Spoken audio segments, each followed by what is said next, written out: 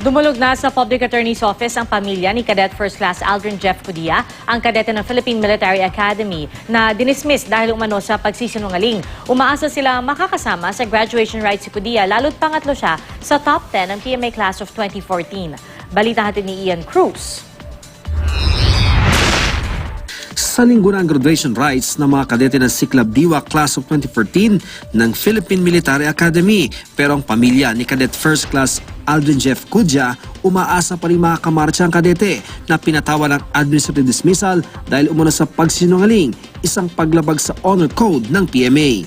Bigyan po sila ng wisdom ng God, makita po nila yung totoo, maibigay po nila yung tamang desisyon sa tamang panahon. Ito po talagang gustong-gustong mangyari ni Aldrin. Ang malinis ang aming pangalan dahil hindi po kami sinungaling. Ituloy ng Commission on Human Rights ang fact-finding investigation nito sa reklamo ni Cudia. Ang focus naman namin kasi dun sa human rights violation.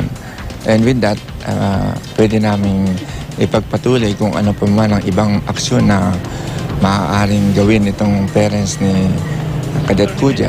Kabilang sa mga ipinatawag ng CHR ang mga miyembro ng Honor Committee na bumoto sa kaso ni Cudia at iba pang mga pangalang nabanggit ng kadete. Ilang kadete nga raw ang nagkumpirma sa CHR na 8-1 ang naging botohan. Ibig sabihin, may isang pumabor kay Cudia. Is in the record there was 8-1.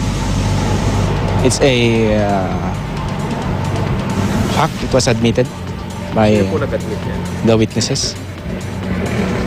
Hindi sila bumoto. Bumoto sila. Yung mga voting. Bakit daw po napalitan yung 8-1? According to the witnesses, they said that they are allowed to do that. It's their practice. Paniwala ng Public Attorney's Office, dahil di unanimous ang orihinal na boto, dapat daw na-acquit si Cudia. Kaya nagpasaklolo na rin ang pamilya ni Cudia sa PAW na isinumiti na rin ang apela ng pamilya ni Cudia sa AFP at kay Pangulong Aquino na Commander-in-Chief. May nakuha kaming affidavit mula kay Commander Tabuada na hindi unanimous ang vote. Ang nangyari, pinapalitan lang yung isang boto from not guilty to guilty. So matibay po yung ebidensya, diba? Matibay yun dahil kasamahan din nila. Official din nila sa PMA. Nire-review to ng ating J1 at ang ating Judge Advocate General for appropriate action. Pero sabi mismo ng PMA, nakahinayang daw na humantong sa pagreklamo ang kaso ni Cudia. Kahit i-deduct natin yung sinasabing controversial na demerits niya sa kanyang existing grade, it will not significantly affect his class standing as number 3. Kung pinayagang magtapos, pangatlo sana si Cudia sa top 10 ng Class 2014, kasunod ng tubong Daraga Albay na si Cadet First Class George Leona at ng top 2 at tanging babae sa honor roll na si Cadet First Class Liza Dango.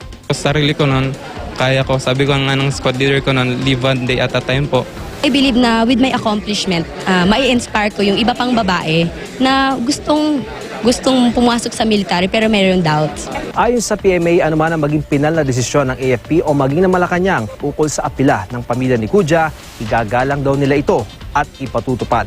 Mula rito sa Baguio City, Ian Cruz, GMA News.